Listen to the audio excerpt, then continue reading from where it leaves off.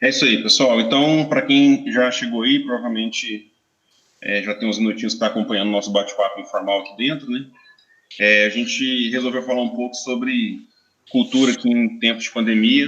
A gente acha que é muito importante a gente falar um pouco sobre isso, né? Porque no meio de tantas medidas irracionais, eu diria, né, que a gente tem visto nos últimos tempos, manter a sanidade é importante, né? Eu fico pensando que grande parte do que pode trazer a gente de volta para a terra, colocar o pé no chão, é estar bem com a gente mesmo, né?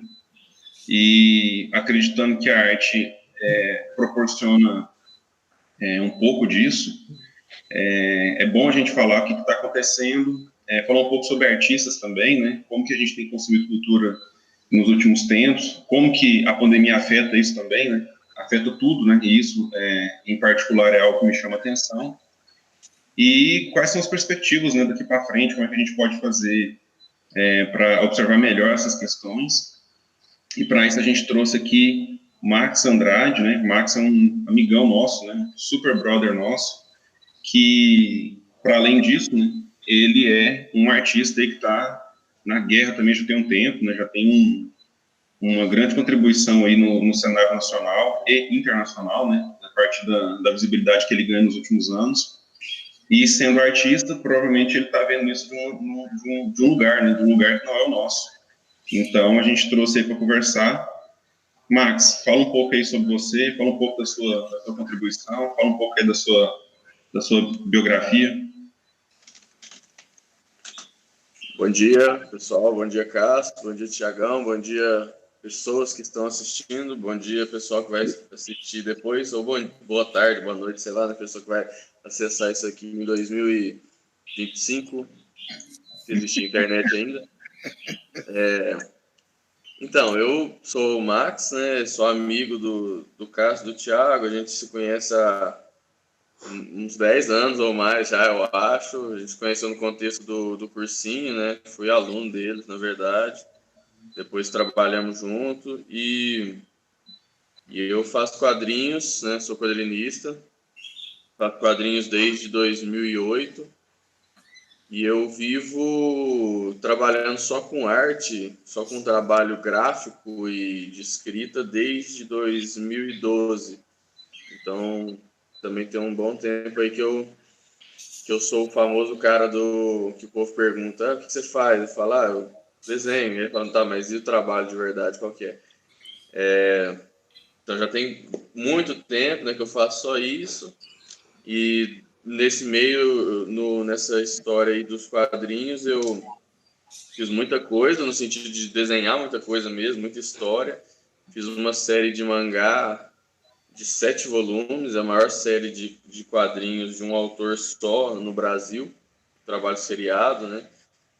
E, entre outras coisas, um trabalho que teve mais destaque é os concursos que eu ganhei lá no Japão, né? Fui convidado para ir lá pelo editor de uma das maiores revistas, da maior revista do mundo, né? Que mais vendeu no mundo, que é a Shonen Jump, uma revista de mangá que lançou obras famosas, né? Que assim são do conhecimento até do público geral, do mundo normal, né? Digamos assim, tipo Dragon Ball, Naruto, essas coisas. O editor dessa revista, né? Da melhor época dessa revista, fez o concurso internacional que eu fui premiado algumas vezes. Eu fui lá no Japão receber esse prêmio e tudo. E é isso, né? Mas aqui no Brasil, todo o contexto de arte, imagino que a gente vai falar sobre isso. É sempre uma eterna luta de sobrevivência diária e independente do que a gente faça, né? Principalmente agora do Brasil que a gente já vivia e mais ainda agora do momento da pandemia, né? Acho que basicamente é isso. Massa. Galera, bom dia. Eu sou o Thiago de Deus.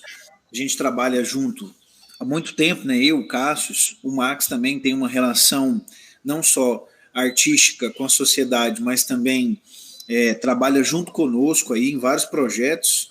O Max é o cara que coloca vida nas nossas ideias, na ideia artística, né, de desenho e tal.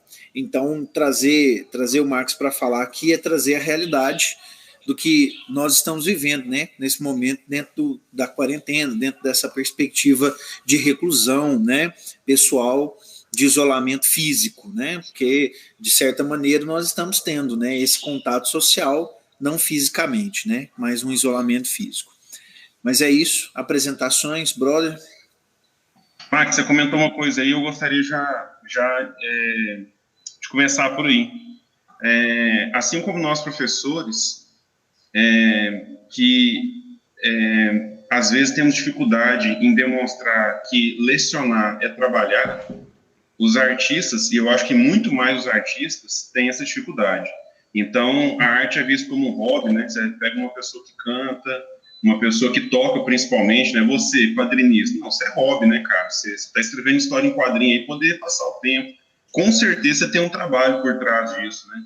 Como é que se posicionar numa sociedade que não é o seu meio, porque, enfim, no meio de artistas, o seu trabalho é amplamente reconhecido, mas no meio de pessoas comuns, no dia a dia, de repente família ou até amigos, que não associam diretamente o que você faz com um trabalho, com o seu ganha-pão, com o seu sustento, né, com aquilo que você dedica horas, você investe em estudos, né?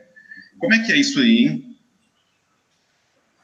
Então, eu acho que existem muitas perspectivas, né, sobre como a gente, da visão que a gente tem da arte e de como a gente interage com ela, nossa vida, e muitos tipos de artistas e tipos de artes, né? Eu acho que, obviamente, a gente sempre está generalizando, separando em grupos e tal, mas existe, isso, né? Você falou, sempre que eu ouvi os professores falando, né, que tem essa conversa aí de, mas você dá aula, mas você trabalha também, eu ficava abismado, falava, como, né? Inclusive, assim, né, como o conhecimento geral, assim, popular, né, o que se pensa, eu achava, assim, que no meu caso fazia até sentido a pessoa perguntar isso, mas nos professores eu não conseguia entender, né? Mas, assim, muita gente já falou isso, né, que realmente existe as pessoas não entendem também que muitas vezes o professor que são trabalho e tudo, e sempre o trabalho envolve muito mais, como você falou, muito mais do que o ato, né, o ato de dar aula vai envolver a preparação, vai envolver o estudo, vai envolver as horas de produção e tudo, né? E no dia a dia, essa visão, na verdade, ela vai mudando com o tempo, ela não sempre é a mesma, e ela vai mudando mesmo no contexto geral, né, de sociedade, assim. Lógico que, obviamente, quando eu era mais novo, né, antes da vida adulta, era muito aquele negócio de, que legal, ele desenha, que legal, ele faz isso, faz aquilo. E aí, quando isso, de repente, é um momento que você tem uma obrigação, né, que você tem que lidar com a responsabilidade, essa perspectiva muda dentro do contexto familiar, dentro do contexto social também, né, sobre, mas tudo bem que você gosta disso aí, mas isso aí é uma sua brincadeira, né, e como é que você vai fazer para ganhar dinheiro, para viver, enfim, né, para fazer as outras coisas, ou mesmo só para não dar trabalho para as pessoas que você convive, né, e gerar gasto e tal. Eu vejo que essa percepção vai mudando, foi mudando, e especialmente nas últimas... a única coisa que eu posso trazer aqui, né, como eu falei quando vocês convidaram, é falar sobre a minha experiência pessoal mesmo, né? Tipo um estudo de caso, né? E eu percebi que a visão sobre o artista foi mudando nos últimos anos no contexto, no panorama geral do Brasil, sabe? E então, assim, uma corrente que circulou muito entre tantas outras do WhatsApp foi aquela do nunca precisei de um artista, né? Talvez vocês tenham se deparado com isso, talvez quem está ouvindo, né, se deparou com isso. Não, com certeza. Só te interrompendo um pouco, a gente se deparou com isso e naquele momento assim, de questionamento, por exemplo, da Lei Rouanet, né, de verbas que saem do poder público e são direcionados para a classe artística. Então, isso é uma das coisas que a gente precisa debater, é exatamente isso. Primeiro, começando como que o seu trabalho não é visto como um trabalho. Então, há uma deslegitimação do que você faz para justificar, né, que não há necessidade de envio por parte do Estado, como para qualquer outra área, né? Os artistas não merecem, entre aspas, né? Porque eu nunca precisei de um artista, logo, né? Eu não tenho que gastar meu dinheiro, que eu pago os meus impostos em cima disso. E aí aquele debate raso, né, neoliberal, que cada um com seus próprios esforços tem que ir atrás do seu próprio reconhecimento. Com certeza, isso aí foi muito forte, se eu não me engano, 1 ano e meio atrás, talvez um pouco mais, e se estendeu, né, por um período aí. A galera compartilhando muito essa coisa, eu nunca precisei de um artista. Essa é uma corrente específica, esse que eu estou lembrando, que era que ele vinha com eu nunca precisei de um artista, ele fala, precisei de um advogado, precisei de um médico, de tal coisa, né? Mas o artista eu nunca precisei, né? E aí se isso chegou em mim, né, num contexto familiar, num contexto de parente compartilhando isso, e sem lembrar que eu existia, né? Sem lembrar que tinha um artista ali no meio da família e tal, por exemplo, é um sintoma, né? É um sintoma que a gente vai percebendo, assim. Isso reflete também no como as pessoas gastam com arte, no que elas acham que elas devem ou não gastar, e como existem muitos contextos aí, né, para se falar sobre, como você falou, né, da visão se o cara esforça e tal. E então, assim, inclusive era outra coisa que eu queria pontuar, né, que existe muita diferença quando a pessoa fala que ela nunca precisou de um artista, na verdade ela está incomodada com uma espécie de posicionamento do artista, né? Era muito por causa disso, né? Muito artista que se posicionava e de repente a conversa mudou para um lado de por que o artista está falando disso? Ele tem que só fazer a arte dele e pronto, né? Como se fosse um negócio fora da realidade, né? Assim, a gente está descolado do mundo e o que a gente faz não tem nada a ver com o mundo, né? A minha história não tem nada a ver com o que está acontecendo no mundo e eu tenho que só fazer minha historinha e agradar e, enfim.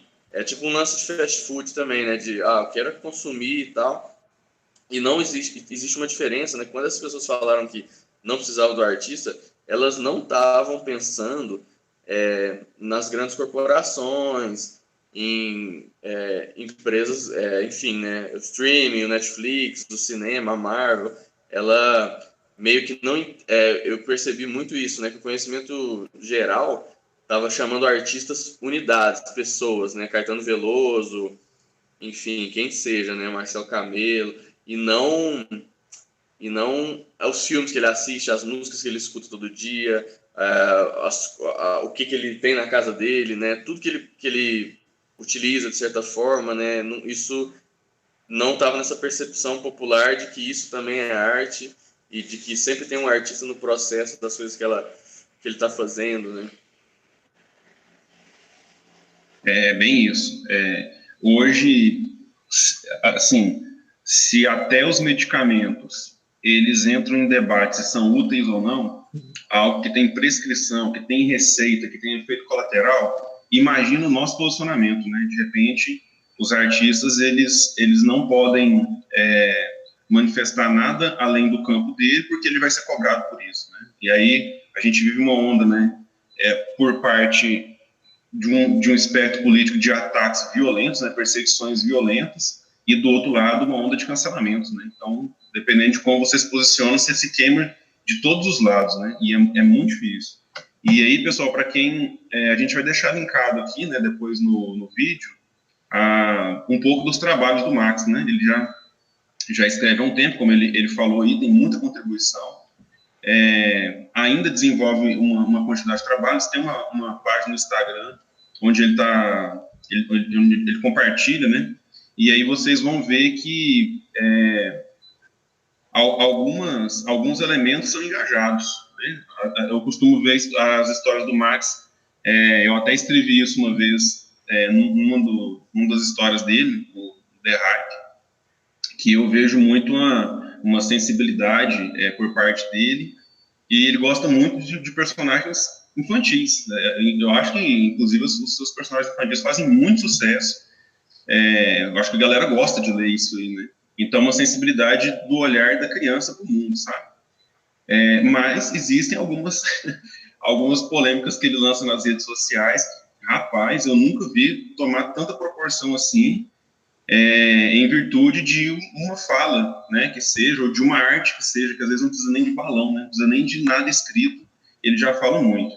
E isso eu também aproximo a realidade do professor. Hoje, a gente tem que ter um pequeno professorzinho de nós mesmos do lado do ombro, porque dependendo do que a gente fala, a gente eu não vou dizer muito mal interpretado, porque às vezes a gente está querendo dizer aquilo mesmo, mas é o cerceamento daquilo que a gente tem a dizer. Então eu tenho que ficar me policiando o tempo todo, eu tenho que vigiar o tempo todo, porque de repente essa campanha de perseguição, né, onde as pessoas eles são perseguidos por aquilo que eles falam, a gente ganha, cara, acaba com a carreira de uma pessoa, né, acaba com a vida profissional de uma pessoa, né, ainda mais falando de nós que não somos pessoas que têm condições de viver sem trabalhar, né, nós precisamos trabalhar, isso é muito perigoso. E aí eu quero entrar num outro ponto, eu até mencionei, que é o direito que cada pessoa tem, né? Eu acredito muito que a cultura, como eu falei no comecinho, é algo que nos traz um pouco de pé no chão. A nossa realidade ela está muito difícil e eu acredito que tem uma galera que está adoecendo demais. Eu participo de grupos, né, de pós-graduação, converso com muitos colegas meus que, além de respeitarem o isolamento e perceberem a gravidade da situação, fica ainda mais adoecido por perceber que não são todas as pessoas que têm a mesma preocupação.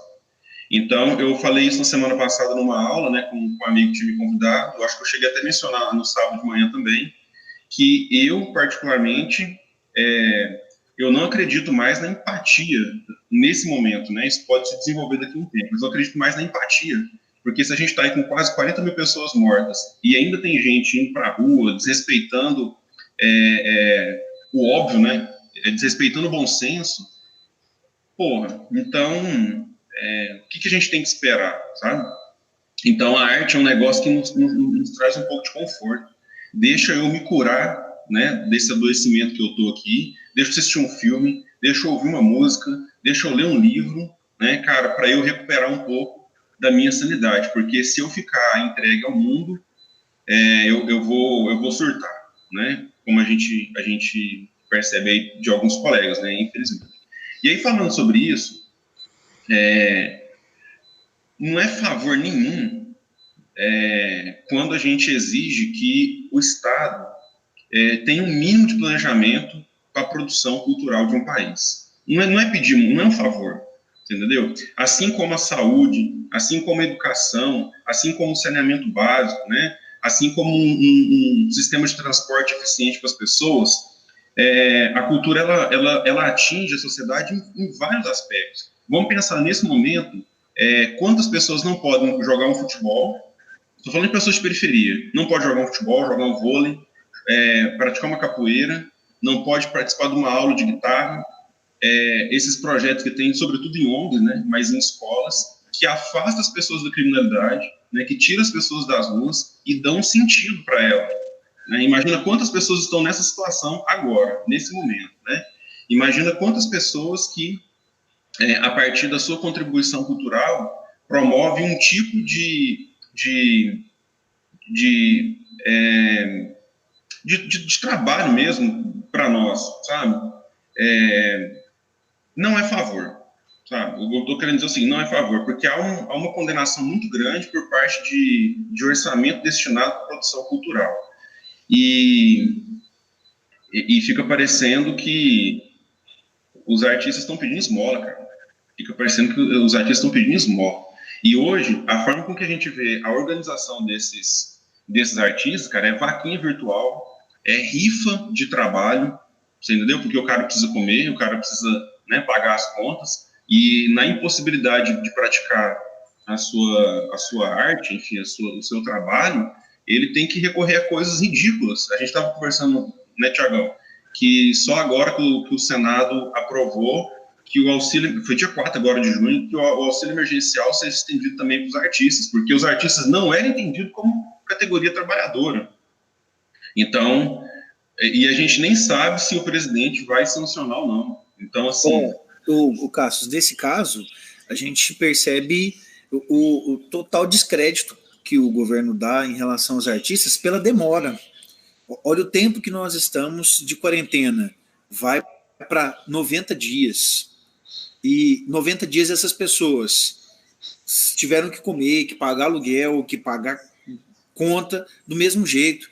É uma ideia de total descrédito. Essa perspectiva da lentidão não me parece ser uma falta de má organização, pelo contrário, é um projeto que vai sendo empurrado mesmo, né? E está dentro do que o Estado pensa como solução para o problema. Vamos deixar para depois, uma hora a gente discute, já mais para o final, e aí já passou esse período, a economia já voltou a circular, então, aparentemente, demonstra ser exatamente aquilo que o Estado está se propondo a fazer, desde que a gente entende os projetos que eles estão direcionando para a cultura, que não são projetos. A gente citar, né, o posicionamento de pessoas ligadas à cultura no Brasil, né, de ministros, de secretários, também deixar claro como há um descaso total de artistas para artistas. Inclusive, tem que deixar claro, né, de pessoas que são da classe e que, mesmo assim, elas não estão preocupadas com o todo. Que existe uma diferença muito grande, né, entre artistas globais e vários outros artistas de teatro, por exemplo, que nesse momento não estão tendo aí, né, uma condição mínima de trabalho, que é aglomerar pessoas para mostrar o seu trabalho. Então, de fato, assim, eu tenho ouvido essa parte aí de vocês e muita coisa passa aqui pela minha cabeça. Vou tentar me controlar para a gente conseguir seguir o nosso curso. Mas é aquilo que nós conversamos antes, né, sobre a demora política de desenvolver uma proposta que seja salvadora nesse momento, né? E quando você fala de sanidade, brother, eu fico me perguntando, né? Será que alguma pessoa nesse tempo de quarentena não viu um filme? Será que existe alguém que não viu um filme, uma série, não parou para ver a reprise da novela, não parou para assistir os futebols que estão, os jogos, né? Os futebols, né? Os jogos que estão sendo reprisados também? Será que ninguém, será que existe, né? A pergunta é essa, alguém que não tenha consumido arte, cultura, entretenimento nesse tempo? Eu acredito que não há pessoas que não tenham buscado de alguma maneira, né, essa ideia de entretenimento. Então, Thiago, sobre essa pergunta, eu tenho uma outra pergunta por cima.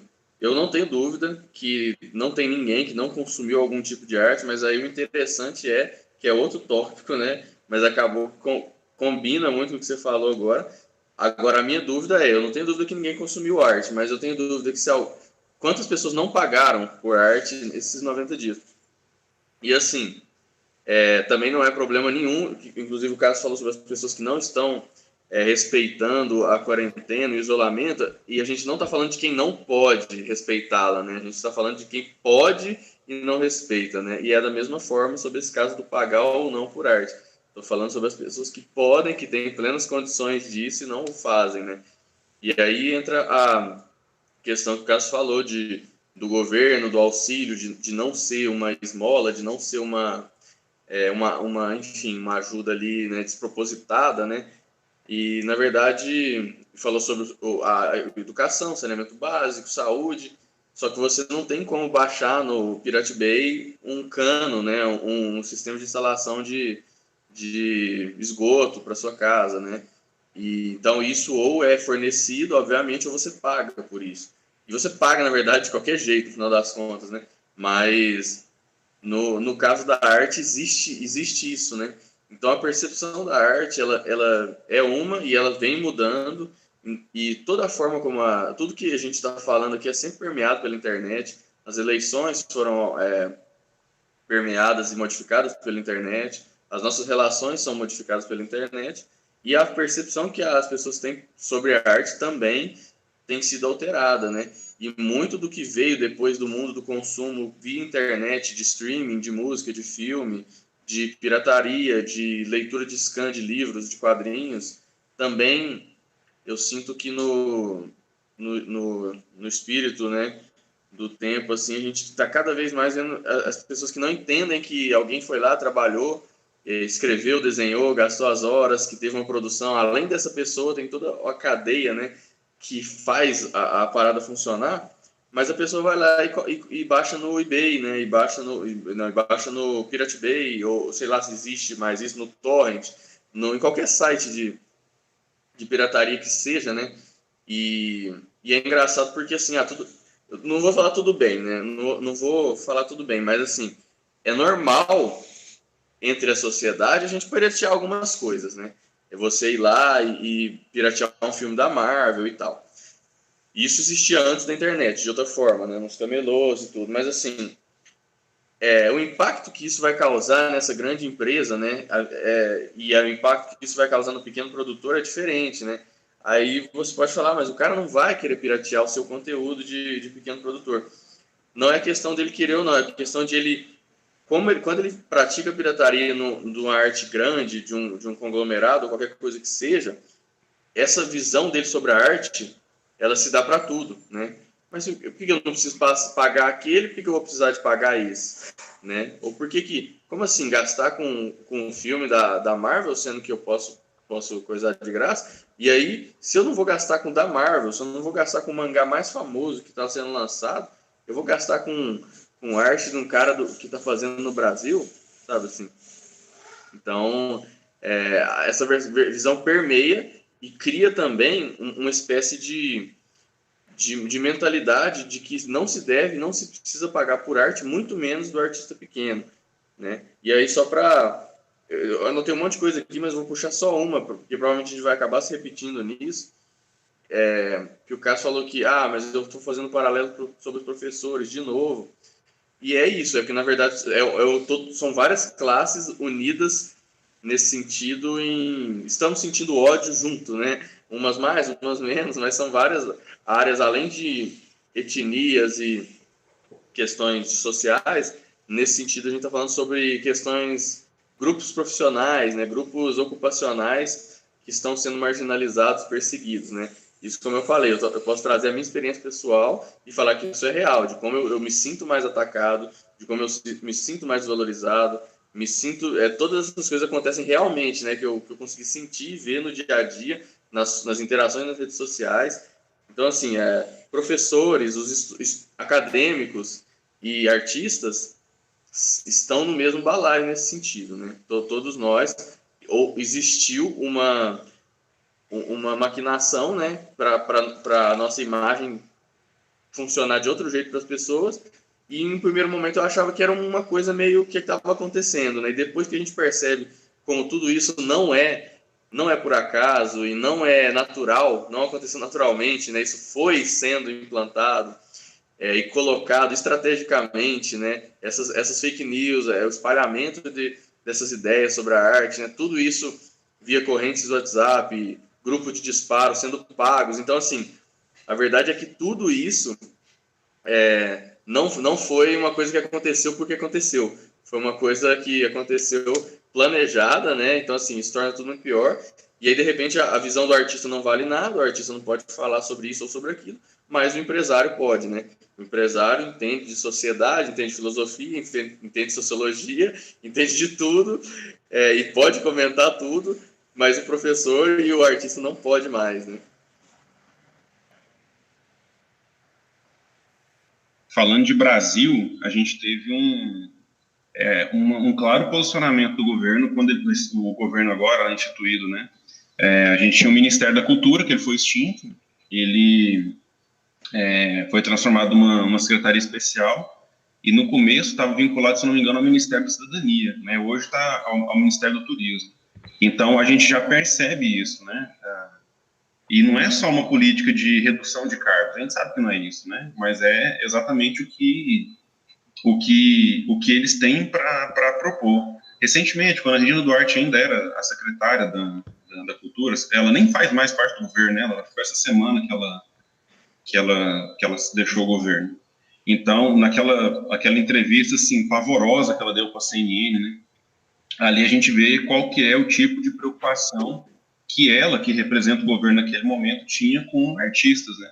Era um descaso total, assim, quando perguntado se os artistas que haviam morrido ali recentemente precisavam de algum tipo de homenagem, não, ela acha que não, né? Aquilo ali seria valorizar os mortos. Aquilo ali foi pavoroso, né? Uma das coisas mais feias que eu vi aí no... E tá difícil competir, porque tem muita coisa feia, mas aquela entrevista dela foi pavorosa, né? E a gente vê a construção disso. Não é geral, sabe? Porque os países, no geral, investem bastante e isso traz retorno, né? A gente sabe que onde tem ali uma obra de arte, aquilo movimenta, né? E isso eu tô falando, assim, de coisas que, datas festivas, né? Eventos grandes, né? Que costumam reunir pessoas. Isso gera renda, a gente não pode ver como uma questão de gasto, né? Então eu concordo, Max, concordo demais com isso aí, sabe? É a forma com que tá sendo transmitido a imagem da cultura. E é lógico que as pessoas tendem a reproduzir aquilo que elas recebem de cima, ou recebem de uma autoridade, né? Se uma autoridade está falando que não presta, eu vou falar que não presta também. Tem uma galera dando um alô aqui, a prateleira de quadrinhos, Max, falou que se você tá, eles estão também, né? Estão mandando um alô aqui. O professor Luiz mandou aqui, ó, se a arte já era subconsumida em tempos sem pandemia, mais desigualdades sociais, o que dizer da arte com desigualdade social gritando nos dias de hoje, né? Tempos difíceis. O Frederico Engels está mandando um alô também.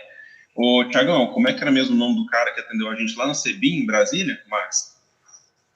É o Karl Marx, era? Era esse? Karl Marx. E foi o tio dele que batizou ele, né? E era Engels, né? O tio dele, alguma coisa assim, né? Gente, a gente conheceu um Karl Marx lá todo mundo pode conhecer, viu? Tá na livraria Sebim, lá no Distrito Federal, Asa Norte.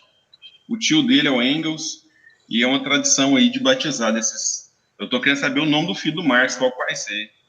Kim Jong-un, não sei, né? Hein? Mudando um pouquinho de assunto... Eu queria complementar algumas coisas, né? Que sobre esse grupo de coisas que a gente falou, né? Falou da Regina Duarte, de como competir, né? Como que ela pode competir com um cara que era nazista que estava antes dela? Como que ela pode competir com o fato de simplesmente não existir um Ministério da Cultura? É tanta coisa, né? Assim, que a gente... Como que alguém que estava com medo de, sei lá, medo de uma eleição de uma pessoa fala que sobre, vamos parar de falar das mortes, né? A gente tem que falar da vida e tal, né? Envolve uma coisa importante, né? Sobre mas o dinheiro está sendo gasto com a arte, não pode, que a gente não tem dinheiro no país para gastar com isso. E, na verdade, é igual a falsa dicotomia da economia contra a saúde, né, que foi acontecendo, implantada aí nas pessoas, né, que essas políticas públicas de quadrinhos, ou de artes no geral, né, quadrinhos especificamente, no meu caso, incentivam o mercado, incentivam as coisas acontecerem e a economia a girar, né? Então, assim, acontece muito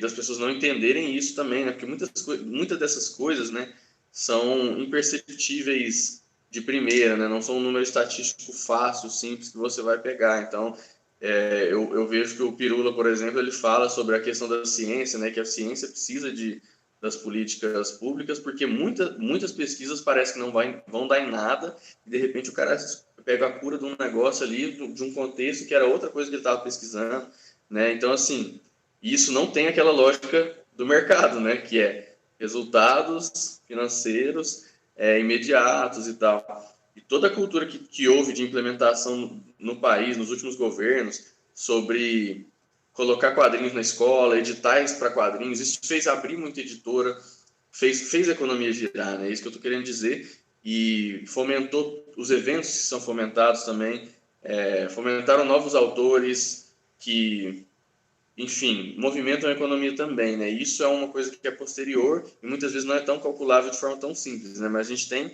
vários países, né? Eu vi matérias sobre como a Coreia, o Parasita, né, que ganhou o Oscar, como que as políticas públicas e o incentivo financeiro do governo fez diferença nessa realidade também. E aqui no Brasil também não é diferente. A gente tem artistas brasileiros ganhando os maiores prêmios de quadrinhos do mundo, assim, o maior dos Estados Unidos, por exemplo, é o Prêmio Eisner, né? E o quadrinho Cumbi, do Marcelo de Salete, né, que é um autor negro, um quadrinho sobre escravidão, e ele ganhou o Eisner, né, que é o maior prêmio de quadrinhos dos Estados Unidos. E o Marcelo Quintanilha, que é outro autor muito reconhecido hoje, ganhou o Angoulême, que é o maior prêmio da Europa, né, de quadrinhos. Assim. Então, e o Carolina também, que é um quadrinho sobre a Carolina Maria de Jesus, né, que é a escritora do Quarto de Despejo, né, uma escritora favelada e tal. E tem um quadrinho sobre ela, adaptação de quadrinhos, que também ganhou o prêmio Angoulême. Né? Então, assim, tudo isso está envolvendo a cultura que foi criada durante esses últimos anos, durante os governos do PT, né? E, tipo assim, isso eu não tenho nem o que falar, assim, no sentido de...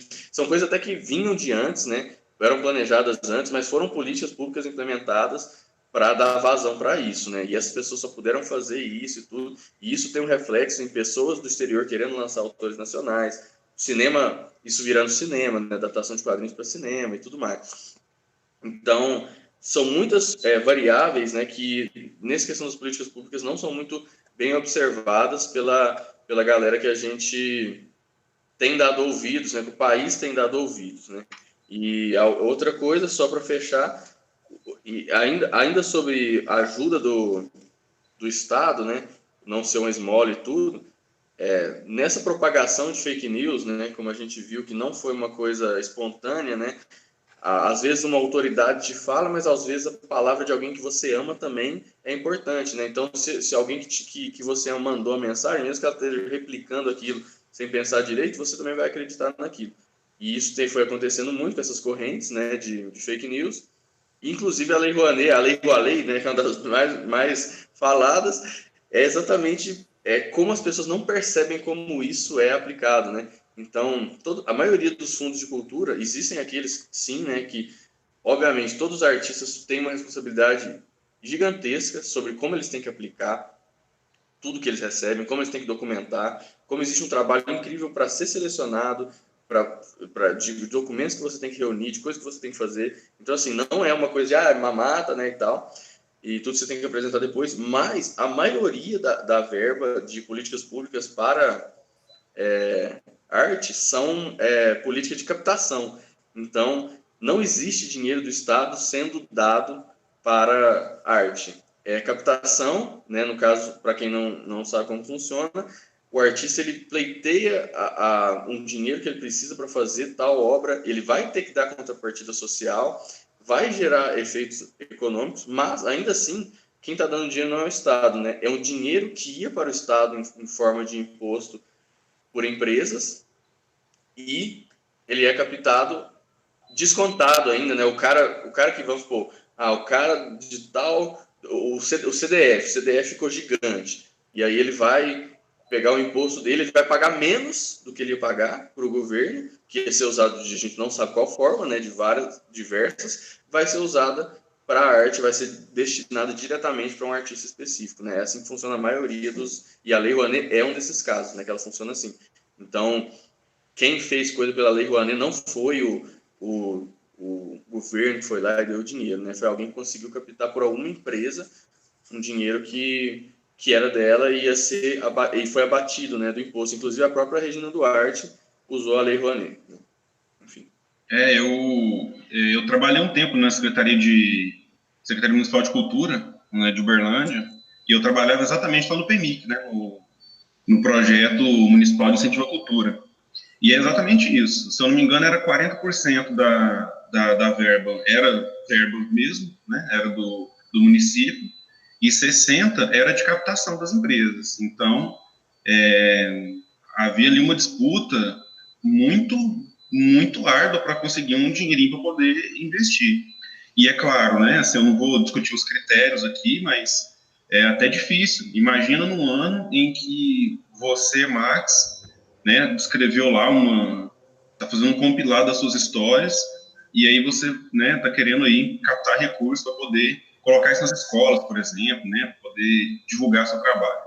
E no mesmo ano tem 4 quadrinistas muito bons também, excelentes, assim, tipo assim, E pelo critério, pelo menos da época, né, quando eu estava lá, o critério era meio que distribuir. Então a gente vai pegar parte dessa verba, vai colocar para quem está produzindo música, né, vai pegar uma parte dessa verba para quem está fazendo uma oficina de capoeira, vai pegar um pouco dessa verba aqui e vai colocar para dança e assim por diante. Então muitas vezes você tinha, por exemplo, autores muito bons no campo da literatura, só que para contemplar todas as áreas, você pegava, às vezes, uma obra que não era tão referência assim, que não era tão boa assim, um audiovisual, por exemplo, entendeu? Então é muito difícil.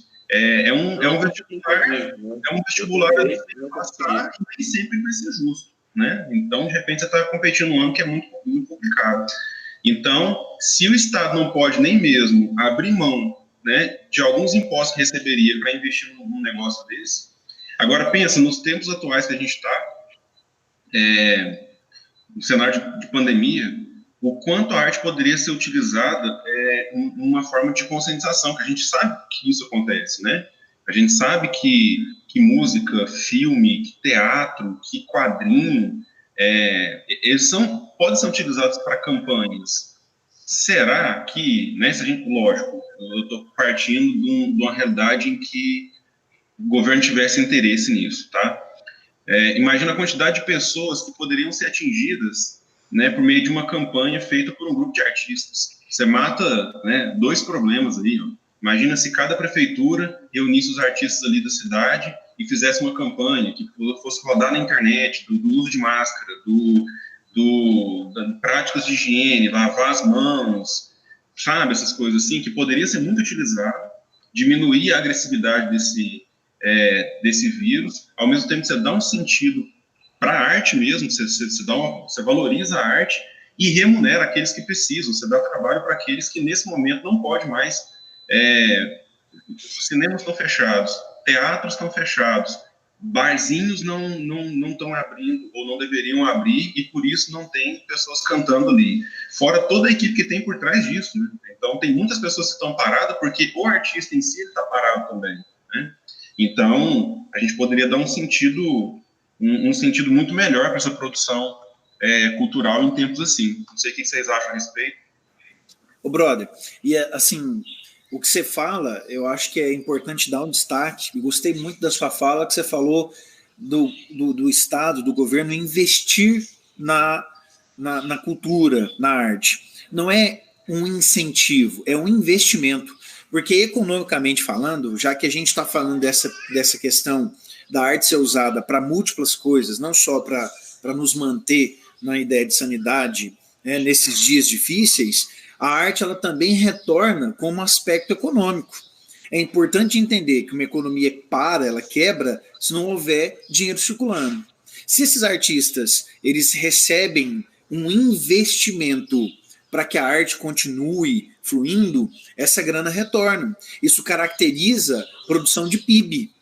Se a gente pegar, o Max citou muito bem a Coreia do Sul, os investimentos que têm sido feitos nos últimos anos trouxe um país que levou o Oscar. De melhor filme, cara. É um negócio assim, a gente está falando de cinema, pega a indústria do K-pop da Coreia do Sul, cara, o tanto que é forte, o tanto de grana que traz para o país na venda de vários artigos. Não só na venda do show, da música, da representatividade, mas uma infinidade de artigos. Isso para o Brasil, a gente deixa isso escapar, né? Na Alemanha também é muito forte a condição cultural, a arte, de uma maneira geral. Assim, existem números que dizem que é maior do que o rendimento da indústria farmacêutica na Alemanha, com a Bayer lá dentro, Então, é uma perspectiva que vai para além da ideia, como o Max falou, da ideia de esmola. Não é esmola, é investimento. É num processo que, para além de dar uma condição digna de vida para o artista, movimenta a economia do país para pensar de maneira racional. Quer falar de economia? Quer falar de um país que gira economicamente? É mais uma frente de investimento. Agora, eu estou assim, sempre, só para deixar aqui claro, né? Eu estou aqui apertado. Tem uma galera fazendo uma obra perto de onde eu estou aqui. E eu não sei se está dando para escutar. Eu não sei aí, galera, vocês dois, se vocês estão ouvindo. Mas Max, não sei do Max, eu não estou ouvindo nada, não. Maravilha, Eu maravilha. estou te ouvindo, vendo essa beldade aí falando. Só falando do filme da Coreia do Sul, ganhador do Oscar, a última vez que nós três nos encontramos pessoalmente, a gente estava num debate de qual filme a gente iria assistir no cinema, e a gente deveria ter visto o filme sul-coreano. A gente deveria. No meio de todas aquelas opções, tinha muitas boas opções, mas depois que eu fui assistir o Parasita, cara, a gente deveria ter assistido o Parasita. Eu não lembro, mas o Max defendeu muito esse filme aquele dia. Ele queria ver o Parasita. Ele queria ver o Parasita e queria ver o... Qual que era o nacional que estava passando? A vida alguma coisa. Estava passando o nacional que o Max queria e queria o Parasita também. Foi o dia do dono, horrível. E sobre essa coisa só para o Max, vou levantar a bola para o Max, essa coisa de países, né, que ganham dinheiro com a cultura. O Max, ele já foi 3 vezes ao Japão. Nós temos, eu nem sei se eu podia falar isso, mas nós corremos o risco de perder o Max para o Japão, porque o que eles produzem lá corre o mundo todo, né? Assim, a indústria de quadrinhos japonesa é extremamente forte e os caras financiam um concurso para o mundo todo, e com o Max, né, já foi premiado, e tentando levar mais cabeças para pensar, levar mais ideias novas, levar autores que vão produzir para eles e fazer a economia deles girar, entendeu? Então, a produção cultural deles é um carro muito forte dentro. Você vai pensar assim, não, os japoneses deveriam ficar só investindo em tecnologia mesmo. Olha isso, cara. Então, essa associação da produção cultural com a economia, se há um planejamento, que é a primeira coisa que a gente falou aqui, né? A gente não percebe um planejamento no nosso país a respeito nem de um ministério, né, que não existe. Imagina associar isso com a economia, pensa. Sim, eu achei que o Parasita, assim, achei o filme que a gente viu aquele dia muito bom, um filme americanão, assim, uau, vamos lá, eu sou o melhor e tal, e eu achei muito foda mesmo, né, que foi o Ford versus Ferrari, que a gente escolheu, mas todos os outros também eram bons, mas assim, entre eles, depois que eu vi, o único que eu não vi foi esse nacional, inclusive, mas acabei ouvindo mais coisas meia bomba, eu não vi ninguém amando esse filme e tal, né, mas assim, de todos os que eu vi, o Parasita é o melhor muito de longe, né, mas tudo bem, a gente não ter visto ele, né, todo mundo viu depois. Assim, sobre uma coisa que eu anotei, né, sobre o Thiago falou sobre o K-pop, né? E também tem várias outras coisas. Tem os quadrinhos coreanos que têm emplacado muito, principalmente na internet, né? O quadrinhos online, o Webtoons, que é outro sistema, outro tipo de quadrinho. Você vai lendo, rodando a tela do celular para baixo, né? Então, o quadrinho é pensado de outra forma, igual aqui no Brasil a gente tem feito muito quadrinhos para Instagram, né? Muda o formato, muda a forma como a arte é pensada. E lá na Coreia, o Webtoon, e no mundo todo também, né? O Webtoon é um advento. Os doramas, né, que eles fazem, que é tipo as novelas deles, são também outra coisa. Então, assim, eles estão criando uma indústria, criando indústrias, né? E aí, o Cássio falou sobre essa questão do Japão, né? E é engraçado porque, se em algum momento eu estou falando, né, de como que é a diferença do grande artista, da grande empresa e de um artista pequeno, né? Como a forma de tratamento, muitas vezes a gente mesmo, eu mesmo, né, falando por mim, a gente pensa que a gente, por causa desse pensamento geral, eu mesmo penso que é uma esmola, eu mesmo penso que isso vem até para nossa cabeça, né? Mas aí quando você faz esse comparativo com o Japão, é engraçado, né? Quem sou eu ali no Japão, junto com os outros artistas que estão sendo convidados? Mesmo que eu sou aqui no Brasil, um cara pequeno, fazendo arte sozinho, né? Só que lá eles querem investir com isso, né? Por que um país que tem a indústria forte como tem lá, que está querendo pensar em colocar isso? E aí lá, esse projeto é uma parceria de mistura pública e privada, né? Existe uma grande empresa, uma empresa milionária, que é a editora que chama a gente, junto com prefeituras, com ONGs, né? Então, por exemplo, eles fizeram, ou com outras empresas mesmo, Fizeram um concurso junto com a Nestlé, por exemplo, recentemente, fizeram um concurso com a Unesco e outros concursos com 2 prefeituras diferentes lá do Japão.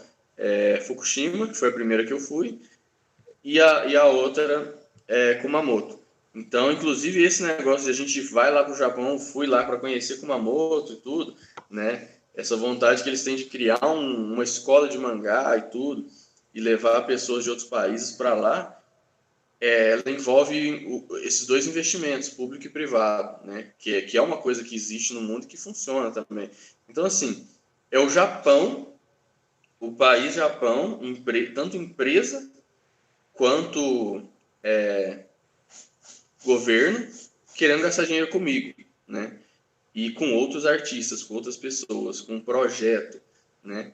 Então, assim, se você coloca por essa perspectiva e vê um país dessa magnitude, com essa cultura que tem, com o mercado grande, ainda pensando em fazer esse tipo de coisa, isso aí vai envolver muita coisa, né? Sobre outros, que não é o que a gente está discutindo aqui agora, de taxa de natalidade do Japão, de migração e tudo, mas são coisas que vão envolver também o pensamento geral do que a gente está falando aqui, que é sobre como o governo tem que intervir nas coisas para fazer as coisas acontecerem. Como a mão invisível no mercado não vai lá e não vai fazer essa cidade do Japão voltar a existir, a gerar economia. Precisa de acontecer algo pensado sobre isso, né? E não há problema nenhum nisso, né?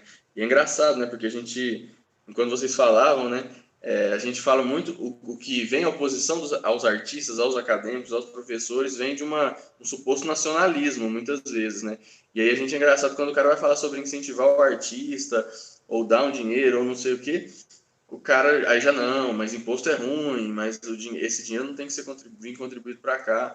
Então é engraçado, né? Que o nacionalismo que não fala sobre contrapartida para o país também, né? E aí, de repente, um país lá do outro lado não tem nada a ver comigo, está gastando lá e querendo investir cada vez mais em artistas internacionais, né?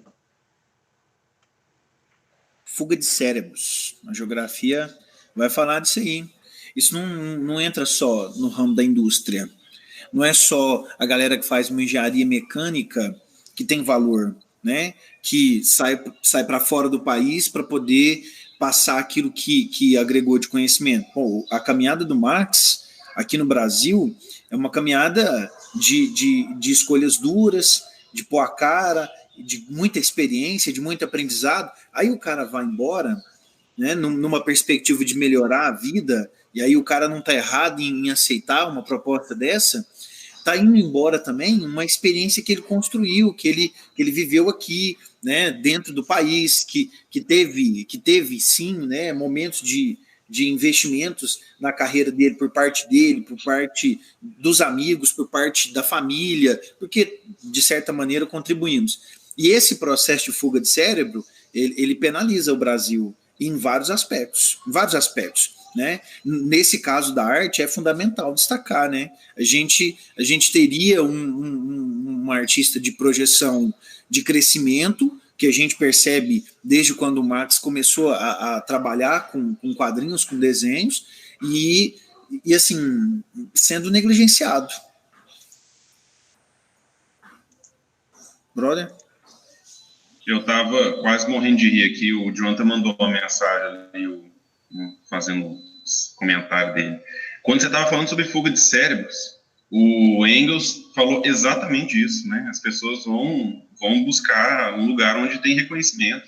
É simples assim, né? É mais do que reconhecimento também, né, cara? É muito assim, quero comer, né? Quero conseguir pagar o aluguel, né? E, tipo assim, no caso ali, né, no projeto, nem isso eu vou precisar fazer, mas, assim, é uma questão de sobrevivência, né? Muitas vezes é isso, né? Então, porque era um outro tópico, né, que a gente está checando aí, gastando uma hora, mas esse tópico de como que a gente sobrevive, né, cara? Então, é um momento que eu vi também, né, pela experiência, pela minha experiência pessoal, de como cada vez mais é mais difícil de sobreviver, né? E os eventos não existem mais. A Comic Con, que é um evento que, por exemplo, né, como movimenta a economia, né, um evento igual a Comic Con, gigantesco daqueles, com quase 500 mil de pessoas e investimento de tudo quanto é lado, não vai acontecer. Assim, não, eles não cancelaram, mas sendo bem realistas, né, é um evento que provavelmente não vai acontecer. Os shows, tudo que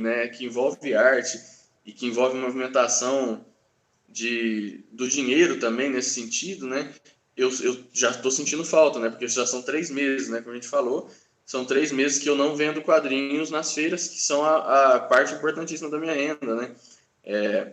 E aí, junto com isso, vem a mentalidade de que está difícil, de que tem uma crise, de que eu tenho que estocar, de que eu tenho que guardar o dinheiro.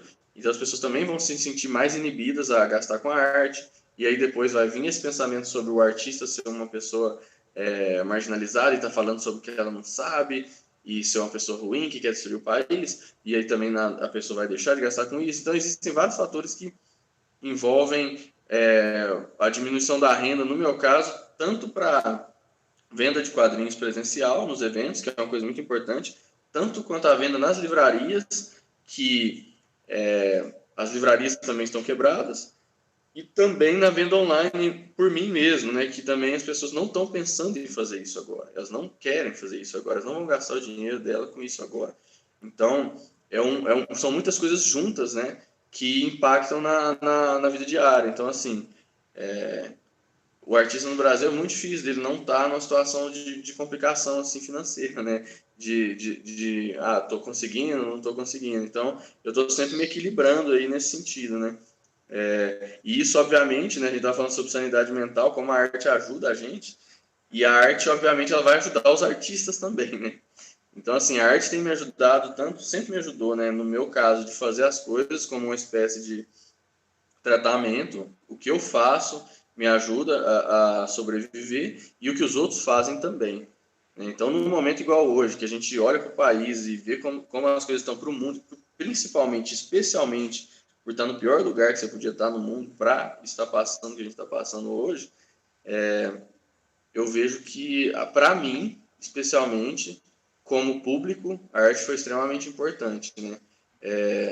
As lives, né, que os artistas fazem, eu lembro de 2 especificamente, principalmente, né, do que me motivou muito em momentos complicados, a live do Fresno, né, da Fresno, e foi um negócio muito, assim, muito diferente, e depois a do Emicida, que conseguiu superar, o cara fez 8 horas, ele ficou 8 horas cantando, né, ao vivo, e então foi assim, todo o discurso, toda a prática, né, toda a situação, a companhia virtual, tudo isso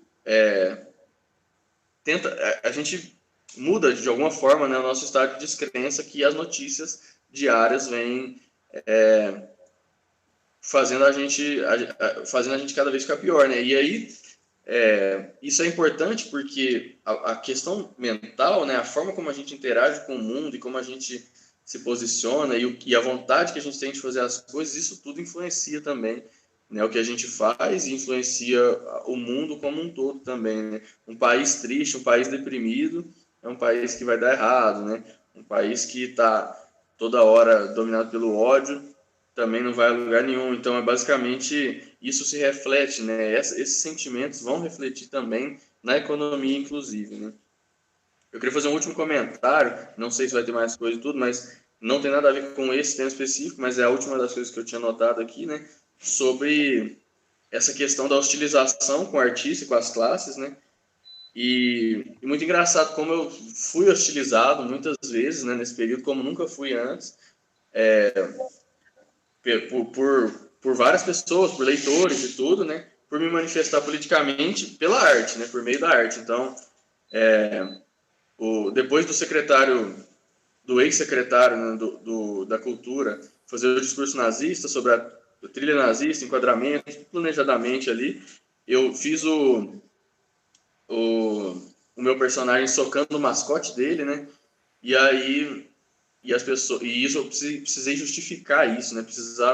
Vieram pessoas contra mim por causa disso, porque eu estava me posicionando contra o nazismo, né? Então, a gente está numa situação muito complicada e eu vejo que muita gente fala sempre tem aquela conversa do PT e o Lula, né? Sobre essa equivalência, né? Uma suposta equivalência. E aí eu sempre lembro como os governos Lula e Dilma foram duramente criticados na cena do hardcore, nos shows, nos cartazes, né? E muita gente que, inclusive, até se arrepende disso, né? Mas, assim, é engraçado ver porque sempre foi um ambiente, né, de voltado à esquerda e, ao mesmo tempo, essas críticas duríssimas eram feitas, né? Porque a gente sabe que, na verdade, né, apesar de o PT e os petistas parecerem comunistas, a gente sabe que está muito longe disso. Então, existia uma crítica dura e contundente, né, sobre esses governos anteriores, e todos os colegas, né, críticos de chargistas, quadrinistas também, principalmente os chargistas, né, fizeram muitas charges batendo nesses governos também. E a gente nunca viu, eles nunca viram, eu nunca vi, o nível de agressividade dos opositores, né? Então, assim, não existia uma equivalência, não existiam os petistas que chegavam nesse nível, cerceando essas manifestações das charges. Inclusive, essa galera mesmo pergunta, e no PT, o que vocês faziam? E era exatamente isso, estavam fazendo as charges, só que você não acompanhava, você não sabia, você não se importava, né? E isso cada vez mais claro, né? E aí ontem mesmo aconteceu um exemplo, ontem, que foi emblemático para mim nesse sentido de algo que eu já sabia, de ver as manifestações, essas manifestações brutais, né, contra a arte, contra os opositores, contra qualquer pessoa que está dando uma opinião diferente. No Rio de Janeiro teve um protesto, mais um protesto da ONG Rio de Paz, né, que é uma ONG extremamente pacífica, que faz, além de vários projetos sociais reais, né, ali na comunidade, nas favelas, de educação, de implementação de arte e tudo, eles fazem muitos manifestos pacíficos, são manifestos simbólicos, né, visuais. E aí eles fizeram muitas manifestações contra o governo Dilma, contra o governo PT, contra a Copa do Mundo no Brasil, e na praia de Copacabana, muitas vezes. E nunca tiveram problemas com isso, né? As manifestações sempre ocorreram. Então, por isso que não existe equivalência, porque anteontem eles fizeram uma manifestação em homenagem aos 40 mil mortos da Covid no Brasil, e os bolsonaristas ao tempo todo iam lá diminuir o protesto, tirar o protesto, tirar as cruzes que eles colocaram e atrapalhar as entrevistas que os caras iam dar para a TV, enfim, né? Todo tipo de repressão ali absurda. São provas, a gente tem provas cabais de que essa equivalência entre a forma de manifestação e grupos de apoio não existe. Era esse meio que uma coisa que eu acho que eu não podia deixar passar, né, já que a gente está falando sobre a arte, como o artista está vivendo e como que ele lida com isso, né? Ele também tem que lidar com essa oposição que nunca existiu antes. Eu não sei se é minha bolha, mas quase tudo que você falou agora nesse último bloco aí, eu tô dentro dele, né? Assim, você falando das 8 horas do Emicida, né? Eu não sei, deve ser minha bolha, porque todo mundo eu não assisti, né? Eu assisti depois trechos que a galera foi me mandando, mas todo mundo comentou muito da live do Emicida, tanto pela duração quanto pela qualidade, tá? A gente vai ter que encerrar, então eu vou ler os últimos comentários aqui e cada um faz umas considerações finais aí, beleza? Brother, antes de você fazer essa consideração, o Max podia responder a pergunta da Vitória, que eu acho que é importante lá. Não sei se você vai... Eu ia ler a da Vitória e o comentário do Engels também, que eu acho que mais para você. Ele faz uma metáfora da DIT, só que usando... Olha só, vou ler aqui para você, Max, e aí você fica com outra para você, Tiagão. Olha o comentário do Engels, né? A gente manda os nossos artistas, escritores, o pessoal da animação gráfica para fora do país e depois comprar filmes, livros, músicas com vários brasileiros envolvidos. Estúdios como da Marvel, da Pixar, com um monte de brasileiros, mas aqui no Brasil é raro alguém conseguir fazer um trabalho de tanta excelência. Ou seja, a gente continua enviando matéria-prima e comprando um produto industrializado, né? E o da Vitória, uma pergunta, Max, aqui, ó. Nesse momento de pandemia, qual seria a alternativa para que ainda haja apoio aos artistas independentes? Você citou a questão dos eventos, das feiras, né, que você participa. Aliás, era muito difícil encontrar o Max em casa, porque é impressionante como ele participa desse negócio. E aí, qual que é a alternativa que você está encontrando para isso, né? Qual que é o meio para conseguir ainda, enfim, divulgar o trabalho e conseguir alguma coisa com isso, né? Uhum. Então, eu vou até colocar uns links aqui, então, eu tenho, assim, eu não sei como isso pode ser expandido, né, falando sobre mim, eu tenho uma loja online, né, de quadrinhos, na verdade eu tô com os envios suspensos, eu tava com os envios suspensos, né, eu meio que deixei lá, porque na verdade o que aconteceu foi isso que eu falei também, as pessoas pararam de comprar por causa da situação, mas eu também não tô podendo enviar e tudo, mas eu tenho uma loja online com alguns dos meus quadrinhos que ainda estão disponíveis para compra. Eu tenho um Apoia-se, né, que é uma espécie de contribuição virtual, né, um apoio mensal para a pessoa que quer me apoiar. Pode apoiar com R$1, R$5, todo mês, né? E aí o montante disso me ajuda a sobreviver também. E tem o apoio não financeiro também, né? Tem o Instagram, que eu publico o meu trabalho lá, então se a pessoa lê, espalha para os amigos, compartilha nos stories, manda, curte, comenta, isso também dá engajamento e faz mais pessoas conhecerem o trabalho, mais pessoas estarem lendo. Isso no futuro, né? Como a gente não é como eles que veem que só o que negócio que dá na hora, eu sei que isso também é algo que reflete depois, né? Então é importante também esse tipo de apoio não financeiro, né? Acho que é só isso. Tiagão quer comentar o Engels lá, ele falando sobre... Quero demais, quero demais. Eu acho que é bem naquela onda, né, que a gente estava falando de ter uma fuga de cérebros, né? Nós temos ótimos artistas que são aproveitados, que eu sempre leio, né, vejo a presença de brasileiros em filmes de animação, como tem sido importante a presença deles. Cara, são brasileiros, saíram daqui, tiveram uma formação aqui no nosso país, e aí depois a gente importa isso de volta, né? Aquilo que você falou é a manutenção da dite clássica, né, em que nós, colonizados, estamos importando produtos dos colonizadores. Nesse caso, né, os Estados Unidos é a maior potência numa perspectiva de apresentar aí a arte, a cultura, né? A gente consome muito Estados Unidos, a força midiática é muito grande, e não é por conta só de um projeto de manutenção global, né, de imperialismo estadunidense, mas porque dá grana, porque dá dinheiro, porque economicamente falando é rentável para aquele país. E aí nós temos essa perpetuação. A gente continua tendo boas pessoas, bons artistas, que para ter uma visibilidade precisam sair, precisam ir embora, né? A gente perder isso. Então, eu acho que é uma necessidade de mudança. Eu acho que parte de um princípio da gente começar a mudar a postura, posicionamento, né? Defender a causa mesmo. A gente que é entusiasta da arte. Eu lembro quando a gente foi aí, né? Esteve com o Max no final do ano, que a gente foi para o cinema, que a gente conversou bastante. Como o Max falava de vários artistas brasileiros, e a gente, mesmo se importando com a arte, não tinha total dimensão. Então, acho que é nesse caminho que a gente precisa seguir e instruir pessoas, direcionar, né? Seguir lá o Max no Instagram, acho que ele deve ter colocado aí os links, senão vai colocar, depois a gente coloca também. Eu acho que é para poder ver o trabalho e entender a dimensão do que nós estamos falando aqui. Não, eu tô de boa. O Max é o meu amigo mais popular, não tem jeito não. Meu amigo que mais atinge pessoas, que mais viaja, que já foi pro Japão, que já foi meu sonho de infância. Então o Max tá de boa demais. Que isso, ruim tá eu aqui no interior de Minas. Pegou até Pokémon pra você na Europa. Pegou no Japão, né? Foi um no Japão e um no aeroporto Charles de Gaulle, não foi? Foi. Pegou o Mr. Mime pra mim lá e pegou um Farfetch. Saudade de quando eu ainda jogava Pokémon GO.